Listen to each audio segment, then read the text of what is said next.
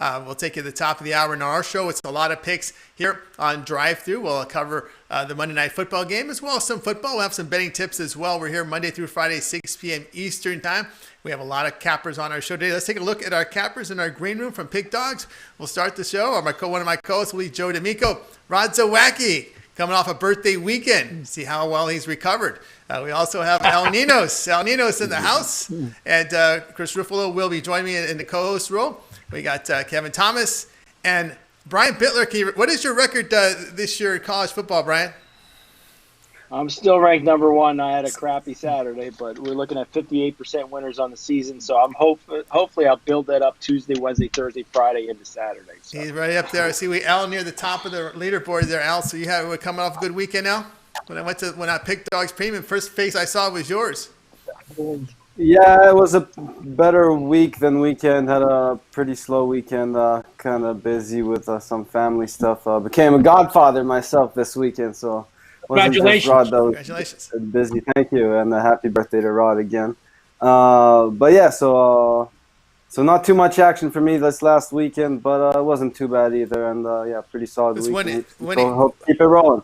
All right, keep it rolling. Winning hosts. All right, we'll get to our cappers in a minute. Let's bring in the co-hosts. They're joined by Chris Ruffalo and Joe D'Amico. Chris, we're coming off an exciting weekend. A lot of good college football. The Clemson-Notre Dame game had a lot of people on the edge of their seats. Was that Clemson minus going to cover or not? It didn't. And, of course, NFL was a wild weekend as well. But your thoughts here, what we saw on Saturday? Yeah, that Clemson-Notre Dame game was fantastic. And, I mean, we kind of touched on it a little bit earlier. The referees kind of started to take center stage a little bit in some of these games. I mean, for me, most notably, the first instance I saw in that Clemson-Notre Dame game was Notre Dame receiver making a catch, and then, the ball kind of spinning, touching the grass, and still ruled it a catch. But, I mean, again, that's why they got to say indisputable evidence. Broadcasters thought it was indisputable. The refereeing expert, the rules expert they always bring in, thought it was indisputable. But I guess the only opinion that matters is the guy that's on the field, and it was still a fantastic game. I would love to watch that another 10, 100 times. Maybe we'll have a bit of a different outcome if they meet in the playoffs. Should both teams get there, I think you still gotta see how Clemson, or ask what if Trevor Lawrence was healthy and in that game. That's the question. What if with Trevor Lawrence? Now over to Joe. Joe, your take from what we saw this weekend in college football. Well, obviously, as we talked about the last few months, last 6 or 7 weeks, a lot of these teams that are laying big numbers. I mean, they're losing outright. And I'll be honest with you, as far as the Clemson-Notre Dame game, I didn't touch it. I was happy that I got everybody paid with my biggest game of the week again on Cincinnati, 2 weeks back to back, and everybody paid with Cincinnati, a few other big winners there. But as far as Clemson goes, this is the team that's supposed to have a very big defense, and I don't think, I'm sorry, and I'll argue this anywhere in baseball, basketball, football, if one guy makes a difference between winning and losing to another quality team, to me, it bothers me about the whole team. It tells me that they are beatable, because in football, any one person, we can predict. We can make an allotment for a guy's tendency to get injured, but we cannot predict injuries, and we don't know in today's health crisis and the situation who's going to come down with coronavirus, or who has been close proximity with somebody with coronavirus, and they're going to have to sit and test positive for 5 days. Test negative for 5 days. And I think this has a big impact on this. But it bothers me about the Clemson game that Trevor Lawrence made that bit of a difference, because I think Notre Dame is a very good team. I don't think they're a great team, which tells me Chris and I were talking before the show about a few things in college football. I looked this up, Tony, because I was watching some games the other day. Some top 10 teams are giving up a lot of points. And I went to look it up today when all the stats were in over the weekend. And there's only 2 teams in the top 10 that rank in the top 10 in defense. I believe that's Notre Dame and BYU. And I will tell you, BYU played a bunch of cream puffs. I think Notre Dame, outside of beating Clemson without Trevor Lawrence, I don't think they played the toughest opposition. So it tells me that a lot of these teams that are top 10 or top 15, top 20, top 25 teams, they're giving up points. Even teams like Alabama are giving up 22 a game. As explosive as their offense is, what happens when they play another good team with a good offense? It does have to come down to defense sooner or later, and we're just not seeing overall defense on the college level. And it's bothering me. Don't get me wrong. There are certain teams that are playing good defense.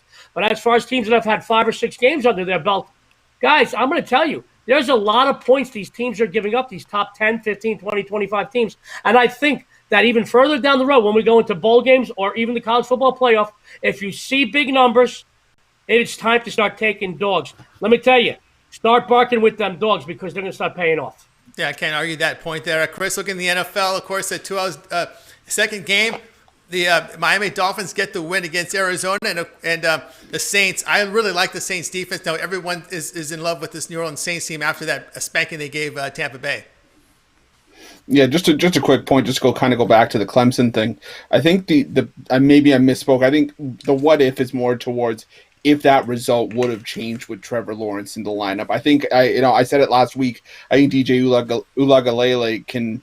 You don't become the number 2 starter on the top team in the country by accident or not have any talent going into that spot. So, and I think he performed really well for the spot that he was given. But yeah, towards the NFL, I was on the wrong side of a lot of games this weekend. It's the nature of the beast. But yeah, Miami looked fantastic against Arizona. I think that was going to be the toughest test so far this season for the Dolphins, and they passed. The 31 points is a bit of an issue, but again, the Dolphins are well coached. We saw Tua play the part of every part of the high draft pick that he was projected to be, and Miami does have something going with Tagovailoa under center, and these are 2 of the guys that are going to lead the charge for years to come. And there were a couple disappointing performances, I think, for me on the weekend. I think most notably, and we mentioned it this morning, for Tampa Bay to come out in prime time and only score 3 points. And, for one of the, this has been one of the better and more underappreciated defenses in the National Football League this season. And for you to give up 38 points at home to a division rival is, that's, for what we were just talking about defense, it didn't show up for Tampa Bay last night. Did not show up. Your view on the NFL, Joe? Yeah, real quick, Chris, does it bother you at all that it bothered me as I watched the end of that Tampa Bay game, that even at the end of the game when they took a knee, they only had 4 rushing attempts the entire game?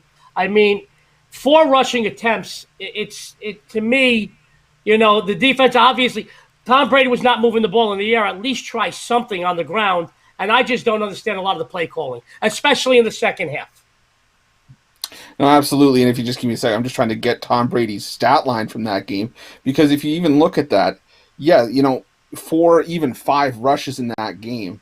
And let's see here, Tom Brady, 22 of 38. So that means that they really only ran 43 offensive plays in that game, which, again, is in today's day and age for a roster with that much talent on the lineup with guys like Brady, Gronkowski, all that, to run 43 plays as a whole, okay, I that's bordering on unacceptable for me. But for 5 rushes at most, whether you count it as 4 or 5, wherever you're seeing it, you still have guys like Ronald Jones, Leonard Fournette, 5 rushes. 6. I see as I think the record going into last night was 6. But you want to talk about one-dimensional, and that's not even saying one-dimensional because the defense is taking you out of it. That's just your play call. That's what you put yourself in. And I get, saying, okay, well, a team is down by a couple of scores. They have to start passing the ball. They were down by 35. To have only 5 rushing attempts in the game, even in the first drive, you see teams have 5 or 6 rushes. I'm wondering, Chris, I'm sorry. I'm wondering how much of that was maybe Tom Brady ego that he just wanted to get the ball in the end zone. Back in the old days, if you remember, in the old Miami Dolphins, Dan Marino was allowed to call for every first and second down. Shula called every third and fourth. I'm wondering how much Tom Brady actually had as an impact of just throwing the ball. Maybe it's ego. I don't know at this point.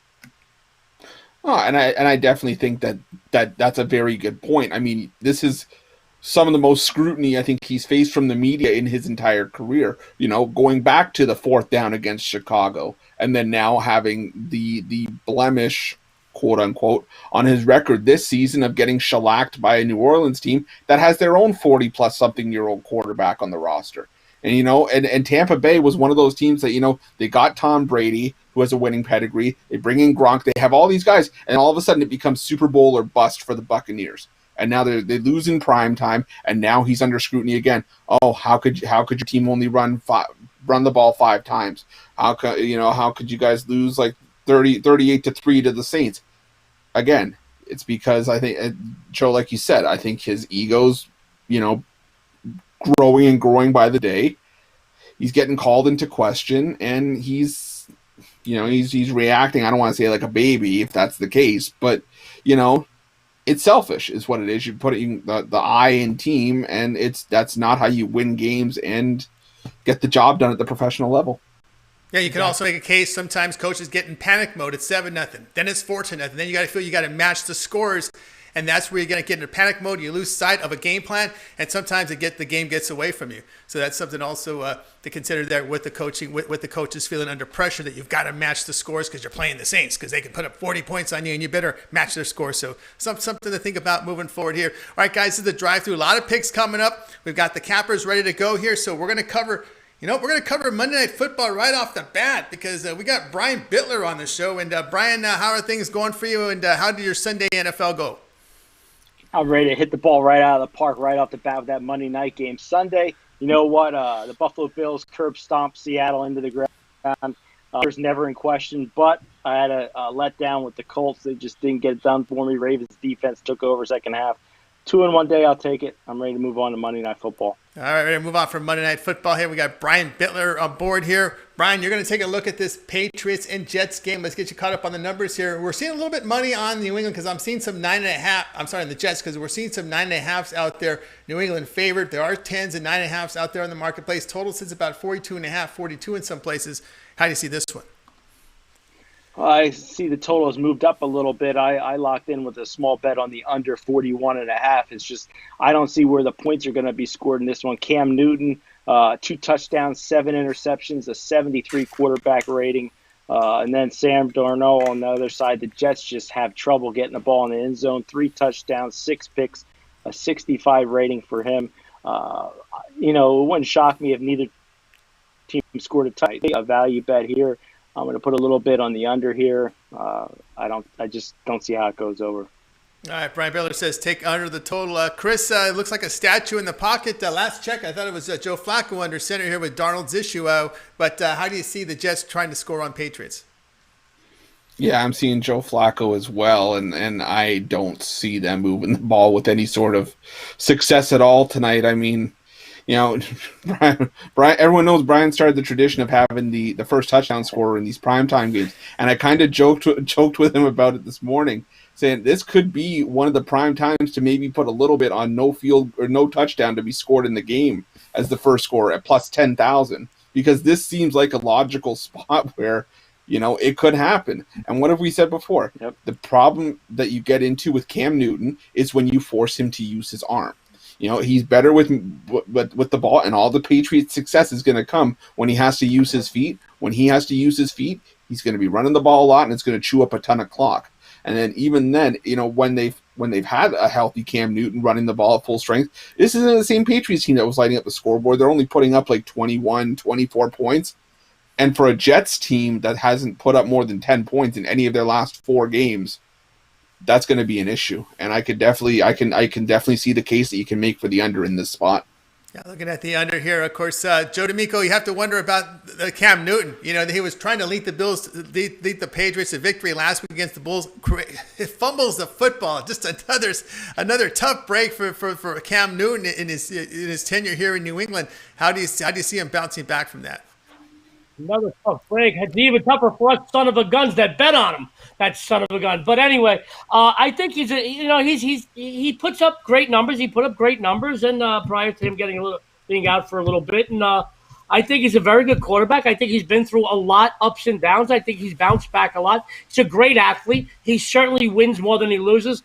And I'll tell you what, I can see him bounce back. And I'll tell you what, if you're going to bounce back, just what the doctor ordered, playing the New York Jets. I'll be honest with you there. I do agree with Brian on a lot of points he made as far as the total. I don't see where the points are going to come from. I mean, let's face it. What do we have? 6 or 7 on the panel today? We could get 5 more off the street, and we could compete with the New York Jets. This is one of the worst teams in all of football. No, you know, it's funny. I get a lot of people that call and they hit me up on social media, hit me with emails, Tony, Chris, Brian, trying to say, oh, there are college teams that could beat the New York Jets. No, there isn't.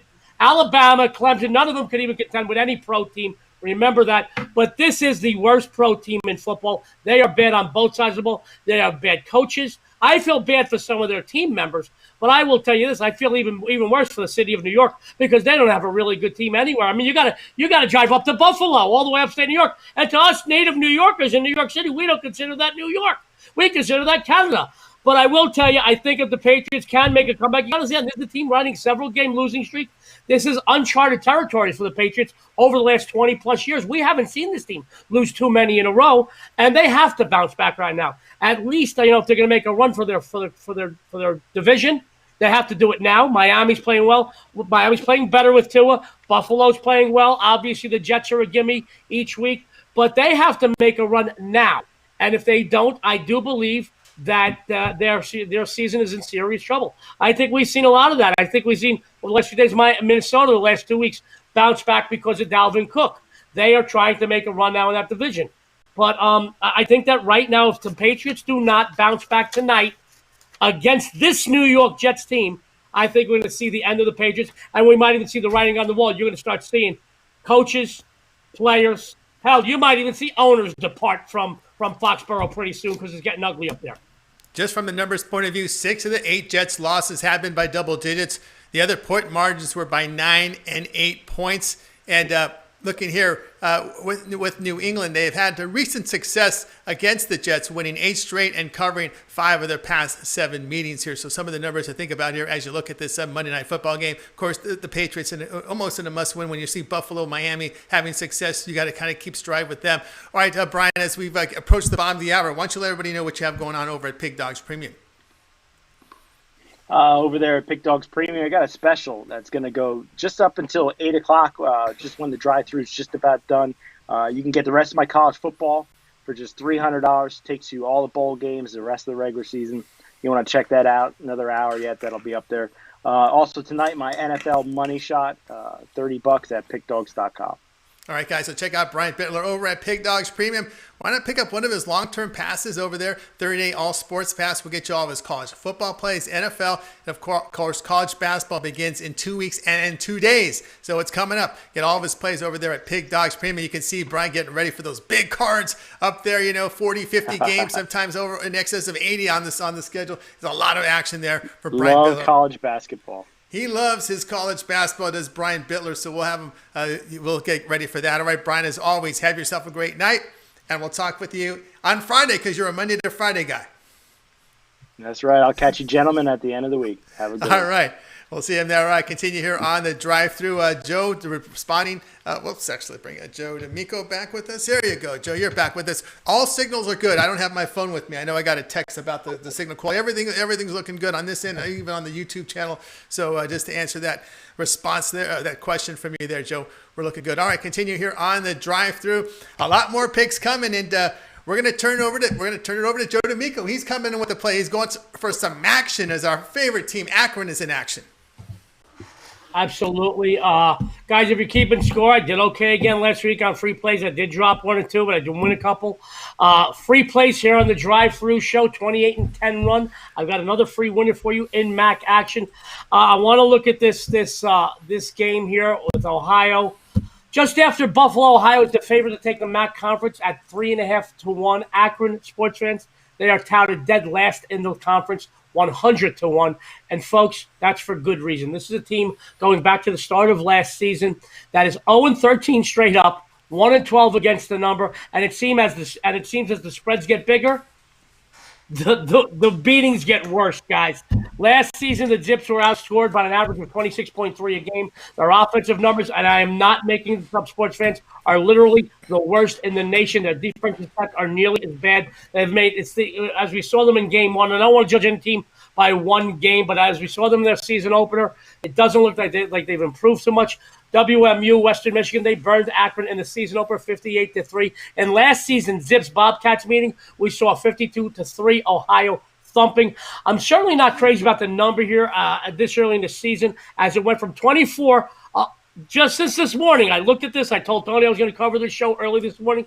It was 24. It went up to 27. There are some 27 and a halves in some places just since this morning. But if you're looking for action, here's what I'm thinking, guys. I like a small two-team teaser here where you can tease Ohio down to 21. I certainly think they'll cover that. And under the 62 and a half, I don't see this team, Akron, putting up too many points. So I'm looking at a 21, minus 21, minus 62 and a half. Give you a little action tomorrow night in the MAC. And I am excited about that. I think that's a winner. Listen, even teasers, that doesn't matter where your money comes from as long as you're making it. I'm not a big teaser guy. I'm not a big parlay guy. But I do like this situation on an early week action play in the MAC. All right, Joe D'Amico says go ahead and tease this one, tease Ohio, and tease the under the total versus Akron. So you will get 6-point teaser in this one, Joe, or 6, 7? 6-point teaser. Yeah, don't go too crazy. As long as you got the 27, I'd like the 21 on Ohio, and I like the under 62 and a half. I think it's a winner for us. All right, can't argue that one. All right, Chris, your thoughts here. We know we kid about Akron, and we saw them collapse. We actually in the first half they put up a 13, and then after that was the last we heard from them because they were just totally thumped in that second half last week. And, we make the joke that I call them the Zips because that's how many points they score. And I know, we just had Brian Bittler on. He called them the Zippers. I don't know if he did it off air on the show this morning, but I said if the Zippers are going to get pants this week, and you know what? The thing about Akron, this is a team that is so bad they would finish 13th in a 12-team league. Like, they are horrendous. And this, I don't see it getting any better against Ohio. Ohio, Nathan Work's little brother looked good last week after taking over for Big Brother at quarterback, and they threw for 230 yards. And against this Akron defense, 230 yards is probably good enough for 28 points on its own. So, I mean, if we're being realistic, was it 52-3 last year? Yep. And you look at what Western Michigan did last week. Western Michigan was a team that lost their starting quarterback, lost their starting running back that ran for over 1,400 yards, was having a bunch of new players in that system, not to the extent of NIU that had 60-something freshmen, but still a fair chunk of that starting lineup had to come in and sort of get with lead, and they won by 45 points against Akron, who was bringing back 89% production from last year. Again, I said it once, I'll say it again. You can bring back 89% production. That's great. But if it's 89% production from a team that scored 10 points a game last year, good luck, okay? Again, we joked about it earlier with the Jets. We could pull the panel together and 4 guys play both ways and special teams against Akron and cover this number. I'm laying it with Ohio. Yeah, I'm not even teasing it. I'll even push it up to 34.5. I think this is a complete rout. Yeah, I will say this. Looking at the Ohio State, they did lose to Central Michigan, but that's not a bad loss. Because we talked about Jake McElwain, what he's done with that program, greatly improved them. So to me, that's no shame in losing to Central Michigan, and that'll only make Ohio a more hungry team here. Because remember, there isn't a lot of games to play in the MAC, so you better get your wins and become bowl eligible. Who knows what the bowl picture is going to look like? We don't even know that, but you got to get every win you can get and leave nothing for doubt, right, Chris? Oh, absolutely. And I was kind of talking about when Tony, you and I were first talking about the MAC. So there's probably going to be a lot of parity in a 6-game season. You're probably going to see a logjam of anywhere between 4 wins and 2 wins. It's possible that Akron might finish with less wins than 0. You're going to have a logjam, maybe a 5-win team, a few 4 wins and down. Akron's not going to come even anywhere near sniffing a win here this season. I can easily see them being the Kansas level team of the non-Power 5 conferences. Kansas and Akron are like right here in terms of just complete ineptitude in terms of putting points on the board. Now, if you had to make a line on a neutral field between Akron and Bowling Green, how much better is that? If Bowling Green's on their schedule? I didn't even see if Bowling Green's on Akron's schedule, but Bowling Green's a team I think that's really down too. I wouldn't put anyone's money on that. Not even my worst enemy's money on that game. But that could be the worst college football game in history. You're not wrong. The worst. Wait, do they play this UMass. season? No, that's a question. Yeah, no, I don't know. We have to look it up. Oh, I just threw that out there, just at the top of my head, because you're telling me they would beat every team. You do realize you threw it out in the universe, and Akron Bowling Green might actually happen this year. Just because you said it. It's 2020, Tony. Do not put something like that in the universe. And don't believe that UMass is on the phone trying to line up Akron and Bowling Green next year. So I wouldn't be surprised. All right, Joe. You want to know who's going to lose? You want to know who's going to lose that game? All of us. The Jets. Anyone who watches that game. The only thing we're losing is 3 hours of our lives if we watch that game. Absolutely, no question about that. All right, here on the drive-thru, we got Joe's play from Maction, teasing Ohio and teasing to the under in that one against Akron. So, Joe, why don't you let everybody know what you have going on over at Pig Dogs Premium? Sports fans, the king of Monday Night Football. I have another Monday Night Football winner to start off your week tonight on Pick Dogs. Go over there, get my Monday Night Football winner, kick off your week off right with a big win. I'm very excited about this, but something I'm even more excited about, guys, as a multi-time college basketball world champion handicapper, college hoops is just 2 weeks away. Guys, I have posted a flash 50% off sale off the entire season on Pick Dogs. You'll receive each and every piece of my winning information I have from the opening tip-off in 2 weeks straight through the final seconds of the national title game in April. That's 20 weeks of winners for just $375. Sports fans, if you got a calculator or an abacus or whatever you got to count it, that comes to just about $2.50 a day to make your biggest sports betting profit you've ever made. Guys, I just want to let you know, just for the record, the UCLA Bruins, they have 11 college basketball national titles. I've got more handicapping titles than them. I am better than the Bruins, and I will prove it again this season. Go to Pick Dogs right now. This 50% off flash sale will only be available for a few more days, and then it is gone. Then you got to pay twice the amount, and I believe that saving you money is just as good as making you money. Give me 5% of your trust, guys. I'll only the other 95 this college basketball season, giving you the best season you've ever had. That's right, guys. Check out Joe D'Amico over at Pig Dogs Premium. Get that college basketball package up for him. Get a long-term pass from one of the best in the industry. That's Joe D'Amico. Been around several years. Knows what's going on. His in and outs. Has great sources of information. Joe D'Amico. You'll find him over at Pig Dogs Premium. All right, continuing on our show as we have got a lot more to cover. Got a lot more picks coming up, and right now we're going to continue to cover. It's Monday. We got to cover action. We got the Monday night game in, and if you missed it, stay tuned for the end of the show when we recap all the picks. So we're going to go ahead and bring in Will and Kevin Thomas because he's got a pretty good matchup here to talk about from the MAC conference. Let me go ahead and pull him up. Let's see, Kevin Thomas. Here we go. Kevin Thomas. How are things going today? Good. How you guys doing, guys? Can't complain. What you take from this past weekend in the NFL? What got your attention? I know that the Saints got a lot of people's attention. Yeah, and like Brian, I lost that Colts pick too. That really hurt. But the points. I mean, the Bills, what they did to the Seahawks, how Russell Wilson looked there under pressure. I mean, he still had like 300 yards passing, but I mean, he just. Any team's beatable. I don't see anyone running away with this. And the way the Steelers played against the Cowboys, I mean, that could be a little bit of the game the week before.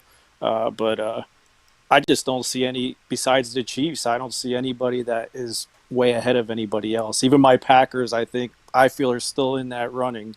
When after they lost to the Bucs, I kind of lost a little bit of hope. But I see anyone can win this thing. So yeah, anyone can win this. I'll throw something to Joe. What about those Raiders? Those Vegas Raiders, 5-3, on the way to 10-win season. 5-3. No, Vegas is excited about it. They're putting points on the board. I think that they're definitely a little bit better than most people, even myself, had expected them to be at this point. I don't think they're I mean, they did have a win against the Kansas City Chiefs a few weeks ago that they caught the Chiefs looking, and, they always play each other tough. Kansas City was on a high pace. They're winning games. They were winning big, and then they ran into the Raiders. They're due for a letdown. It happens. I think they're a good team. They're playing they're playing not the greatest competition in the league right now, which I think benefits them. I think they're playing good. They can certainly put points on the board. I think defensively they have some issues. But you know what? The talk around Vegas is a lot of excitement. Everybody's happy for them. Obviously, we want to see our hometown teams do well. And at the beginning of the season, people were worried here. They were already looking straight to Vegas Golden Knights season because we weren't looking at the Rebels. That's for sure in college football. We were looking straight ahead to hockey. People were buying hockey in September. So. I think that it's a good thing for sports in general. I think it's a great thing for Vegas. And as my home for over 31 years, I'm very happy about it. And if we could make money on it, even better. Love the total over in that game. And as long as they keep playing teams like they're playing right now, I'm going to keep playing overs, I think. Yeah, a lot of overs there from the Raiders. As long as they're not in any snow games with wind, you can count on the over there from the Las Vegas Raiders. All right, Kevin, you're going to be looking at some action here. This one going off Wednesday between Toledo and Western Michigan. Now, this one's set around pick, but a lot of money recently here on Western Michigan now up to 2.5, total 59.5. I think people caught on to Jim McElwain's turnaround last year with this program, but Toledo is a formidable opponent. How do you see this one? Yeah, the media poll has Toledo ranked above Western Michigan, but like Chris mentioned earlier, Western Michigan had a whole bunch of new starters, and it starts at the quarterback position with Caleb Ellery, and he looked good, but they played Akron week 1. So what are we saying there? He looked good, but he threw 16 passes, 12 completions, 262 yards, which that's pretty impressive. And he has a studs wide receiver who is a senior in Dwayne Eskridge, and the kid was hurt most of the time last year, so he's out there to make a name for himself. But I think on the other side of the ball with Toledo, they got 2 seniors, especially the quarterback, Eli Peters. He looked good for touchdowns, but once again, against Bowling Green, how much can we put into that? Then they got that stud running back, Shaquille, let me say his name right, Seymour. That kid, I watched that game, and he's fast. Toledo's fast all around, offense, defense, but they had no sacks in that game. They're more of a opportunity zone. They're going to get the turnovers. They're going to get the interceptions, and I expect that to happen. I think they still win. I think they win by a touchdown here. They're 1-0 in Kalamazoo. They're 6-4 ATS against Western Michigan since '92. I see no reason why the line moved the way it did. I still like Toledo here to win handily. All right, Kevin Thomas says go ahead and take Toledo here plus a 2.5. Chris Ruffalo in this one. What say you in Toledo, Western Michigan? Well, first, quickly, I'd like to say, look at what you did, Tony. Bowling Green and Akron are playing December 5th. This is your fault. Anyways.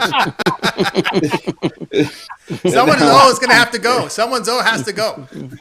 No, they'll find a way to finish that game in a tie. You look at Kevin made a great point. I mean, it's hard to really invest in anything after 1 week, on a regular season. But now, especially in the MAC, when you have the 2 teams playing against each other that just played Bowling Green and Akron, who are not much of anything in the MAC, especially in any year, regardless of COVID season or not. Now, I'm with them on this one. I think Toledo is the better team side by side. I like what Eli Peters did. The tandem of Shaquille Seymour and Bryant Koback, probably the best running back tandem in the MAC, if not one of the better running back tandems in the country. I think my main play for this game was probably closer to the under, just because I see the step up in competition on both sides. I can see being a little bit more of a struggling game too, but I also think Toledo's going to run the ball again with conviction. There's going to be a lot of chunk plays and a lot of clock taken off of the board, and I see it coming in under the number, but I can definitely make the case for Toledo with the points in this one. All right, kind of agreeing there with Toledo plus the points. All right, Kevin, we've moving on here. We passed the bottom of the hour here. Why don't you let everybody know what you have going on over at Pig Dogs Premium? Oh, you can still get my Monday night total for tonight's game, and then Wednesday on this same game, I have a total of the week between Western Michigan and Toledo. So you can jump on that still, and you can still jump on tonight's game. No college basketball passes yet. I'm still a little worried about the COVID with Biden in office. I don't know what's going to happen, so I'm taking it easy on putting a package up for college basketball. But I was pretty decent, about 54% winners last year in college basketball. So, all right, guys. So check out Kevin Thomas over at Pig Dogs Premium. Once you pick one of those long-term passes, 7 or 30 days, get all of Kevin's plays for 30 days. That would be college football. It would also be the NFL if college basketball starts, as it's scheduled to start on the 26th. You'll get that as well, so pick it up over at Pig Dogs Premium. All right, Kevin, as always, great having you show. Have yourself a great night, and we'll talk with you next Monday. Yeah. See you Monday. Thanks, guys. All right, everybody. Kevin Thomas here on the drive-through as we continue on. Someone in the forum or in the chat room posted, "Hey, the NBA is going to be back soon." It is. And who better to get us ready for the NBA draft than Chris Ruffalo? Chris went on a tear today because I mentioned to him, when we talk about the show beforehand, he said, the NBA draft is only, 9 days away, I think.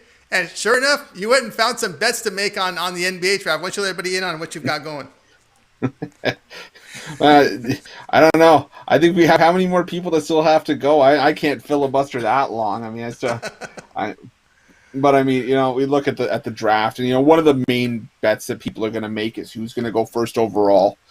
Personally, I think Minnesota should take either James Wiseman from Memphis, it's the double machine anytime he takes the floor, or LaMelo Ball, because even with the issues of having a loudmouth father and a brother that can't leave China without potentially being put in prison for life. He's still a solid point guard. He's got a polished game that maybe needs a little bit more refinement, but he could still be at one of the top point guards in this draft. So I think you're going to get Wiseman at plus 750 or LaMelo Ball at plus 170. What do I think they'll actually do? Take Anthony Edwards first overall at minus 215. And that's a pick that to me doesn't make a ton of sense because this is a team that just dished out, another former number one overall pick in Andrew Wiggins, basically for having lackadaisical defensive efforts from time to time, which is one of the knocks on Anthony Edwards, and just inconsistency with his jump shot, and that was something that came up from scouts at his pro day, was that a lot of front offices were kind of turned off by Edwards because he looked sluggish, his jump shot wasn't consistent, and it just seems like the Minnesota thing to do for the Timberwolves. It's been like that. We'll make a pick that doesn't make a ton of sense. It doesn't have a ton of logic behind it, but we'll figure it out later. It'll work itself out. Guys gonna say Garrison Rosas, in his first season last year, he made a ton of changes in that front office. If we're reading the tea leaves with a lot of those changes, maybe they actually do the logical thing and take someone that's going to help their franchise going forward. All right, Chris Ruffalo looking at the NBA draft. Of course, the Golden State Warriors going number 2. Rich going to get richer here, Chris. And how do you see this draft impacting the Warriors? This is a team that will try and take away that title from the Lakers. Well, it's Tony. It's like you said, just right off the bat, the rich get richer, and it's just like, okay, well, you know what? Steph Curry got hurt. Klay Thompson's out for the year. We got rid of Kevin Durant. We've only really got Draymond Green playing the last 30, 40 games of the season. Might as well make it worth it. So let's get a high draft pick. They're probably hoping for number 1 to have a little bit more control of their fate. But I think if you don't see James Wiseman go at number 1, Golden State should go for him at number 2. From a betting perspective, you're getting plus 180 on James Wiseman's draft position to be number 1 or number 2 under 2.5. So but Golden State. Let's talk about their centers right now. This is a Golden State team. I'm just trying to get my notes here. The Golden State team that has Marquise Chris, Kevon Looney, and Alan Smolagic as their 3 bigs in the front court. I'm sorry, but James Wiseman immediately is better than all 3 of those guys. He's averaged 19 and 10, granted in a small sample size for Memphis, but with his giant wingspan of almost near 8 feet. And the potential that he has to be a double-double machine. At worst, he's an inside presence, a rim protector, a defender, a threat when you lob the ball near the rim. At best, with his high upside, he develops a 3, becomes another all-star for the Golden State Warriors, and a young piece that they can build around once all these older guys like Stephen Curry and Klay Thompson get up there in age and, potentially leave the team if one of them wants to just be the guy on a team. But that's the other thing about Wiseman that I think fits the mold with this Golden State Warriors team. A lot of scouts and a lot of people that were doing interviews with Wiseman said he wants to be more part of a team dynamic. not be the guy going to a certain city and being the guy on that franchise. What better team dynamic than to have Steve Kerr as your coach with that winning mentality, and you have guys around you like your Klay Thompsons, your Steph Currys, your Draymond Greens, and to grow in that winning culture. If you bring in an Anthony Edwards, okay, all you're really going to do is put him at the 2, push out Klay Thompson to the 3. It really doesn't make much sense. With Wiseman, you plug and play, you get a starter and more depth at a much needed glaring hole in that lineup, which is size inside, and you get one of the best players and possibly a generational big man in this draft. Chris, the team that got my interest here are the Chicago Bulls. We call them the baby Bulls. They have a lot of talent. They just seem not to get it together. Injuries has been a part. They can't always keep their full unit together, but can the Bulls really improve themselves here in this draft? I think they can. I mean, for me, the Chicago Bulls almost seem like that team that might reach a little bit early and that might, maybe go for an international prospect. I know I'm going to butcher his name like nobody's business. Denny Avdija. I think he's from Maccabi Tel Aviv in Israel. But he's one of those guys that he'd plug and play into any real lineup right out of the gate, and I just think that like I said, I definitely he's a high upside player, be a perfect fit. He's got great passing, ball movement. He's a good defender, and that's kind of one of the things that you would think that the Bulls would need, especially just having issues with their defense last season. And they just seem like the kind of team that would go after another international player. They've already got a guy like Lauri Markkanen on the team. Granted, he did his work at Arizona, but again, you always get one or two of the high upside international guys going in the top 5 or 6 picks of the draft, and I think he's going to be one of those guys. All right, one more team for you here, and because this team did so well in the bubble, got everyone's attention, the Phoenix Suns. Man, I'm not gonna lie to you. That's kind of one that I was up in the air on for a lot of it. I'm just trying to see where I had him. See, I could. They're drafting 10th.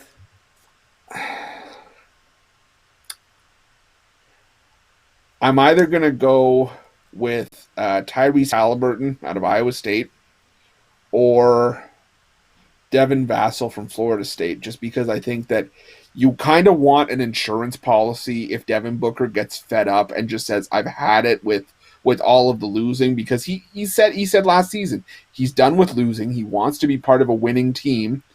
And, there's nothing really stopping him from saying, okay, either I want to be traded. I don't know what his contract is, but if he's still under control for a couple of seasons, there's nothing stopping him from saying, I want to be traded, or for maybe walking at the end of the season and just forgetting about signing a supermax deal with Phoenix and just worried about, signing a big money contract, maybe not the biggest money that he can get, but a big money contract to go to a winning team and to, play out his years there and at least contend.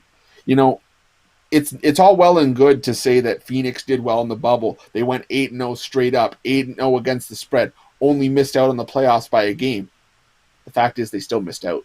And you can't be one of those 16 teams that goes for a championship if you're number 17 and missing out on the playoffs. Yeah, I think that, I was going to say you can't win the lottery if you don't buy the ticket. That's, I guess, what I'm trying to say. And you can't win a championship if you're not in the playoffs. And I think Devin Booker, if he chooses to leave, that's where a guy like Halliburton can come in, because at least you'll still have a point guard.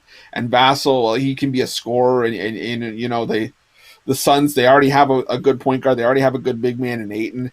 You could add a little bit of depth in maybe in the other 3 spots, and maybe Vassell could plug and play at a 2 or a 3. Right, okay, that's Chris Ruffalo giving us the breakdown. NBA draft about 9 days away. Of course, the league begins play on December 22nd. So we're making the countdown here to the start of the NBA season. We're all excited about it, and to have back to a full card of action. A lot of teams in the NBA, so looking forward to that. Joe, there was rumors at one point that Vegas was going to lure a team. Phoenix Suns was probably one of the teams that was possibly making that move over there. So is there a big appetite for the NBA in Vegas? Well, I can tell you this. When I first moved here in 89, 90, we had the single best college basketball team in the country. And I still believe it. It's not because I'm a Vegas boy. That's the single best college basketball team in the history of college basketball. The Running Rebels. My good friend Larry Johnson, Ackles, Anderson, Anthony. These are all good friends, very good friends of mine. And I will tell you, there's a big calling for winning here in Southern Nevada. When we first got now, funny thing, Tony, Chris, when the Rebels started losing after that team, and they went through coaches like Massimino, they went through a lot of big name coaches. They started losing. Attendance went down. We don't have a big attendance, obviously, this year with college football and UNLV with the Rebels football team, and I had doubts about how they were going to fill the arenas with hockey. And then what happened was in year one, season one, the Vegas Golden Knights go to the finals. It was a grand sight to see. We were breaking attendance records across the league. All right. Then they said, okay, we're going to put a football team here. And obviously we haven't had anybody in attendance yet, but season ticket sales went through the roof. And I got to tell you, just to get the opportunity to buy season tickets for the Raiders, you had to spend $10,000 or $20,000. Don't quote me on that, somewhere that just to get the option to buy season tickets. And they went through the roof. And I got to tell you, I think pro basketball would work here because obviously, you only play 30-plus home games and you need maybe an arena that holds 15,000 people or 16,000. You're not filling 50, 60,000. And I think it can very well work. Please understand that there is more money located centrally here, just on Las Vegas Boulevard, than entire states have. And it's amazing. And I think this is a great place to come because of the weather, because of the vacation mecca, because of the entertainment mecca, because of the shopping, the food, the casinos. And we get just about 48, 49 million people on a regular year come visit here. The Golden Knights are a hit. We will see, and I do believe the Raiders will do well, especially because they're right next door to where their big fan base is. But I think the NBA can and will work here, and I do think that it will happen down the road because they see the success of NHL and they'll see the success of NFL here. It's just the next domino that falls here in Las Vegas. I think it will work and it could work. Looks that way here on the drive to a quick NBA segment here with Chris Ruffalo giving us a breakdown here for the NBA draft. Chris, as we approach the top of the hour, what do you have going on over at Pig Dogs Premium? I'm about to drop a cliche bomb on you. I have my my Monday Night Football master key. Unlock a bunch of winnings tonight. This is my no limit play. This is the play that I love the most that you can bet. I bet it 4 or 5 times, I think, tonight, but you could probably bet it up to 10 as long as your book doesn't cut you off. This is my favorite play, one of my favorite plays of the season so far, and we're going into week 10. This, again, guys, do not miss out on this. This is $25 over the website, as low as I can put it. This is going to be a good night for you tonight if you get that play. Also, hop on one of those longer-term packages. I've got my college football and my my college football reduced, my NFL reduced, and I have college basketball coming up. And again, we're going to start having these heavier schedules. We're going to start taking names. Don't miss out on those. Don't let the shit pass you by. Get on one of those packages. Absolutely, guys. Check out Chris Ruffalo over at Pig Dogs Premium. Long-term pass, the way to go. 30-day all-sports pass right now. Get all of Chris's plays for 30 days. That would be his NFL, college football. He also delves into European soccer and, of course, college basketball, which is 2 weeks and 2 days away on that big Wednesday here when it all starts. And there's even some college basketball on Thanksgiving because there is a tournament out there. And we'll see a lot of games. I think there's 6 games on Thanksgiving, so check it out. Check Chris's plays over at Pig Dogs Premium. All right, continue on with the coverage as we're moving on the drive-through. Right now we're bringing El Ninos. El Ninos, you'll find him over at Pig Dogs Premium. You're sitting at the top of the leaderboard. El, how are you doing there today? Doing pretty good. How are you? Well, can't complain. I'm going to go to Pig Dogs. I see you at the top, so things must be looking good. Yeah, doing pretty good lately. Yeah, so as I said earlier, try to keep it rolling. Keep it rolling. Okay, my man. Now you're delving into to the Far East here. You're going to give us some Korean base. I was going to say Korean barbecue. I'm hungry already, but you're going to give us some Korean baseball. So I'm sure there's Korean barbecue over there. And I got Chris Ruffalo going. Look at Chris. I got to hold him back. I shouldn't have said that. I'm sorry, Chris. We're going to drool the rest of the show. Oh no! Just go full screen on Ninos. I don't want to be seen like this. I had to say that. Okay, Al, I'm going to go full screen with you, buddy. Let us know here. You've got the Deuce and Bears going on KT Wiz. It's the playoffs. Give us your spiel on this. Yeah, so Chris was just getting some compliments in the chat, and you had to throw him off a little bit, didn't you? But anyways, yeah. By the way, I believe his name is pronounced Avdia for that player out of Maccabi Tel Aviv. But yeah, on to this KBO. For anyone else that's been missing baseball, they're still playing it out there. And they're actually at 50% capacity in the crowd, which is really nice to see, actually. As also wanted to mention real quick that I think that all the sports around the world could pick something up from this playoff format. Maybe a little extreme, but I do think we can all take some from it. You got the NC Dinos who finished in first place. They're going straight to the finals, so they don't have to worry about the playoffs. They go straight to the finals. As I said, it is a bit extreme, but I do think we could find something in between that and maybe just a wild card race. I think the top teams should get a little more rewarded for their regular season efforts. But anyways, moving on to this game, it should be a pretty good one. Bears and KT Wiz finished in second and third place. They're in the semifinals here. The Bears won the first game 3-2. And they're sending a real good starter out here, Choi Won-jun. Hope I didn't butcher his name. He's 10-2 on the season with a 3.8 ERA. To face Despaigne, who's been okay. He's 15-8 with a 4.33 ERA, which isn't too bad at all in the KBL. And the Wiz we said earlier. So the Bears are on a 7-game winning streak here. They were always at the top of the table, but the KT Wiz had to actually go on a little run to finish into second place. And I'm looking at the first 5 innings here because the Bears don't have the best bullpen in the league. They have been a little better lately, but again, they started off the season real bad, and I'm still not sure I can fully trust them. And I don't see why we have to gamble on them when we're getting the better starter here. So, yeah, I'm taking the Doosan Bears plus half the run at -130. If you don't like laying juice, you could just take them on the money line and even money. But I like that plus half run. I think it's worth the 30 cents. Again, the run lines don't have much value in if you're laying a run line. Sorry, it doesn't have much value in the KBO, so you don't have to lay too much juice to get that half run either. And I think it's worth it here. So that's my play, and I really like this one. I may look at the full game too, but again, my favorite play is on the first 5 innings. All right, Al's looking at Korean baseball, Doosan Bears, first 5 innings at plus half a run at -130 against the KT Wiz here. That's Al's play. Of course, these games are played middle of the night, overnight, in the AM, early wee hours in the morning, so get your plays in before midnight to be able to cash your winning bets. And of course, let's see. I don't know. I wanted to go to Chris here. Maybe we can't go to Chris. Poor guy. I had to bring that up, didn't I? Chris, do you follow Korean baseball? Yeah, I had to come back to life for this part of the segment. I'm sorry. My brain went teriyaki. My body shut down. It happens. Drisamir Despaigne, man, he was tired of getting shelled in the major leagues in San Diego, so he went to Korea.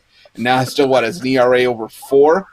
Oh Lord, I haven't really dipped my toes in the KBO, to be honest with you. I mean, I tried to, and it's just I'm a game watcher. We hear that term on the morning show. Like Mitch says, he's a game watcher. I'm a game watcher, and as much as I like to say I could PVR the games and watch it later, I'm also one of those guys that I have a hard time watching it if I'm not watching it live. I have a hard time watching a repeat of a game unless there's like nothing else on TV. I'll have a hard time really watching it, or I can get one of those condensed versions that Tony, you and I talked about before. I would like to touch on the first place thing that Al was mentioning, and maybe how we can find a happy medium. I agree that maybe we could find a way to reward teams for winning first place in their respective leagues. But in an era of load management and in an era where you accuse teams of tanking and, you accuse teams of not really showing up, it's hard to necessarily have me sort of weight every game the same when, we're talking about injuries and stuff like that. Granted, you're not going to, punish a team for winning. But again, at the same time, I personally think they may have it close to being right. I think that, the NFL kind of maybe has the right idea, maybe give them the first round bye. But again, I'm not sure, certain athletes want that, because how many times did we see it last year where, the team that got the first round bye was bounced from the playoffs? It happened to New England and happened to. So, guys may not want the extra rest. Depends on really who you ask. But I agree that, maybe sending the first place team right to the finals is a little bit extreme. And I don't know how big the league. I think it's like a 10-team league. I could be wrong. Maybe it's more. But yeah, first place right to the final seems a little bit much for me. But all right, that's from Chris Ruffalo here. And one thing I'll throw out, I heard all the bullpens are bad in KBO. That's what I heard. But that's so. I mean, that's what I've heard. Let's just say the totals for the games are set pretty high. That's why. No question. All right, Al, as we approach the top of the hour, I want you to let everybody know what you have going on over at Pig Dogs Premium. Yeah, I got my Monday Night Football play. Obviously, it's not the prettiest game, but I do like my side there. And I'll be having my Thursday Night Football play as soon as we're done with this one. And then on to checking out the Sunday card. There's a couple games I like next week, too, so be looking forward to those. All right, guys, check out El Nino's over at Pig Dogs Premium. And you can see in past 7 days, over 760 units of profit. That's all documented at Pig Dogs Premium. Why not pick up a 7-day or 30-day all sports pass and get on board with El Nino to get you the winner's circle. All right, Al, as always, great having you on the show. Have yourself a great night, and we'll talk with you tomorrow. Yeah, we'll see you tomorrow. Good luck on this play, whether you're an insomniac or you like to sleep while your money doesn't. I think it's a good one. So, all right, so good luck with that one. And we'll see you tomorrow. All right, El Nino's on KBO. Chris, you get that winner in. We'll want one tomorrow. So have a good night, buddy. Keep tabs on that KBO for us. All right, continue on the drive through. Well, we're not a pick for me today, but I'll throw some ATS and over-under trends. Some teams have just began their season. Others have played up to 8 games. So let's take a look at some of the top trends this season. Now, Arkansas has been a moneymaker. They've covered all 6 games comfortably by an average of about 11 points. Defensively, good in the red zone, good on third down, so bend not break on defense. Now, the Mountain West, we saw some fast trackers in San Jose State, Nevada, successful in all 3 of their games, really showing strong offensive ability. Wake Forest Demon Deacons, they've covered 5 of 6 spreads. Average margin has been by 11 points ATS. Demon Deacons offense putting up 37 points a game. They've seen improvement as the season has worn on. Now let's take a look at the bottom. Of course, it's the Kansas Jayhawks, who have failed to cover all 7 games by a margin of 13.5 points. They've been off the spread. The defense is allowing 48 points. Penn State 0-3 to the spread. Margin has been 18. So they've not been very good to bettors. Southern Miss, remember they went through that coaching change after week 1. They're 1-5 ATS, missing the spread by 13 points. Now App State, a good team. Mississippi State and Memphis, 1-5 ATS. Now the Mountaineers of App State, 5-1 straight up. Margin of victory 17 points. They're not covering those big numbers because they've only scored over 40 points once against an FBS team, so they're not getting enough offensive production to cover those big lines. Now we go back looking at the total. Kansas have gone over in all 6 of their games with 1 push. Their games have gone over by an average of 10 points. NC State has played over in 6 of 7. The Wolfpack games have gone over by 12.5 points. And at 5-1 to the over, Virginia and Georgia State, which are 2 teams that are lacking defense. Virginia's defense just went south this year. Now, looking at unders, and this is predictable, is FAU at 4-0. They hit the under by an average of 22 points a game. Huge swing in coaching philosophy. Lane Kiffin and Willie Taggart, we had talked about that. FAU playing to low-scoring games. Georgia Southern's gone under in 6 of 6 with the average margin of 7.7 points. Eagles primarily are running team. Chris, anything to add on to that? Yeah, no, I think my team to back this year has been Arkansas, and 6-0 against the spread this season. I mean, another cover against Tennessee, and Coastal Carolina's been kind to us. The problem is, I think we're starting to see those numbers with Coastal get a little bit out of hand. barely missed a cover last week. The team that sort of impressed me, I think, early this season, granted, you could kind of make a case against the level of competition, is BYU, 6-2 against the spread this season. But again, even with level of competition, you still got to score to be able to cover a 30-point spread. So this has been a BYU team that's been rolling left and right, and those, and to your point, Tony, it kind of works out on the other side as well. You see a team like Kansas that's 0-7 against the spread. Guess who I have my money on?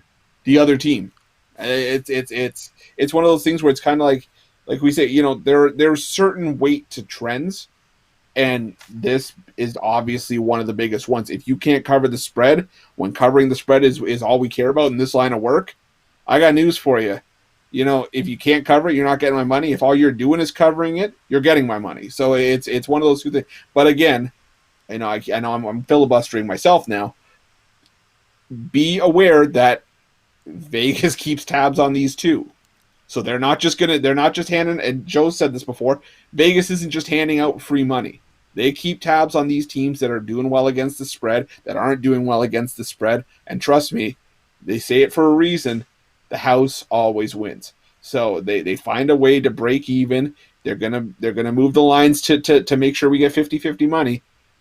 Make sure that you do your homework.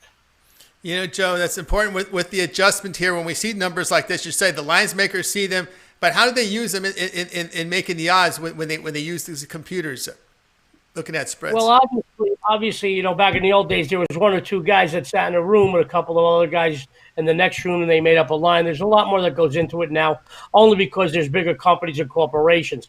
I'll still take an old Kansas City bookmaker that knows how to move the line and take 50-50, like Chris just mentioned. But I will tell you, I think that we're going to see a disparity right now. I think that, as Chris just mentioned, the bookmakers know, too, that certain teams, the BYUs, the Coastal Carolinas, the Arkansas, are starting to cover. They know that the sharp guys know this, too. They will make an allotment. They'll start moving those games and fade those half points on those hot numbers. However, we are at an advantage right now, us as the bettors. I want to tell you why. Because we just got a couple of conferences that just started 2 weeks ago. We just got in a couple of conferences that started this past week. So we could possibly take advantage of some things that the odds makers do not know, especially during this COVID situation that's really put a damper on everything. And handicapping has been tougher on us professionals. I want the general public out there to know that. But I think that the lines on the SECs and things like that might get a little bit sharper. The ACCs, I think that as you look at the Conference USA, the Pac-12, and now the MAC and the Big Ten, I think we're going to look at those. I think we can still take advantage of some lines. We've seen some big surprises in week 1 and week 2 of these conferences that just started playing. And I'll tell you what, those are the ones I'm going to be concentrating on. That doesn't mean I'm not going to be looking at the teams in the conferences that haven't been playing for 5, 6, 7 weeks. I will tell you this, there's always money to be made, and that's why we get paid from the general public out there, because this is what we do, But I will tell you, the lines will get sharper on the teams that have been covering. Chris just mentioned the Arkansas, the Coastal Carolinas, the BYUs. Keep an eye out, because those lines will get sharper. They'll start fading the half points there to give themselves that half-point edge. Because remember, I don't know about you guys. I know me personally, I've lost more games by a half point than I care to admit. That's because the odds makers know this too. So keep an eye out.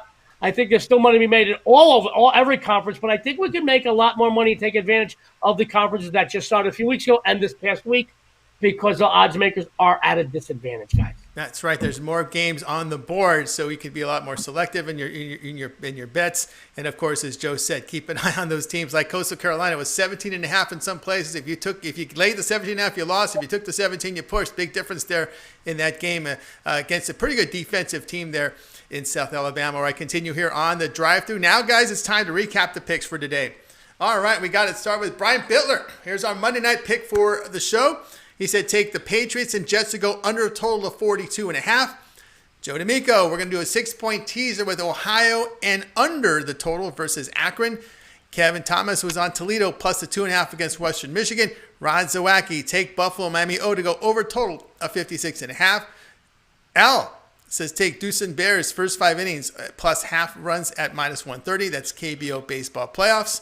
And we'll go to start with Chris. Other than your pick, which one do you like the best? I mean, obviously didn't have one today, but I will say that I do like I like Joe's two-legger there, and I'm personally, I can make the case for teasing it, bringing it down a little bit. I'm personally just going to play Ohio straight with the under. I think Akron is in for a world of hurt here. I could easily see that being like a 45-0 game where under hits easily, Ohio hits easily, and Akron lives up to their name of the Zips. All right, Joe, other than yours, which player there do you like the best? Well, I wish I could go with Al and the Deuce and Bears, but I know more about turbine engines than I know about Korean baseball, guys. And just like Chris, I got a little excited. I thought we were going for takeout. I'll tell you that right now. I'm going to go with my Bash brother, the very sexy son of a gun, Brian Bittler, and take that under in the Patriots-Jets game. I do not have the total on Pick Dogs, but I did look at it, and I did like it, and I'm going to go with him because Brian's been red hot, and let's face it, he is one sexy son of a gun. I think he's got a winner with the under on the Patriots-Jets. All right, that was our plays here, guys. Don't forget, we're here Monday through Friday, 6 p.m. Eastern time with the drive-through. It starts in the morning here on Pig Dogs and Sports Chat Place, YouTube and social media with the morning show with Mitch and company. All right, let's go ahead and bring on everybody up there. And we've got Rod's pick right there, right below me for the first quarter. You can see there Rod Zawacki here on Pig Dogs Premium. All right, guys, let's give a wave to the audience saying goodbye and tune in tomorrow.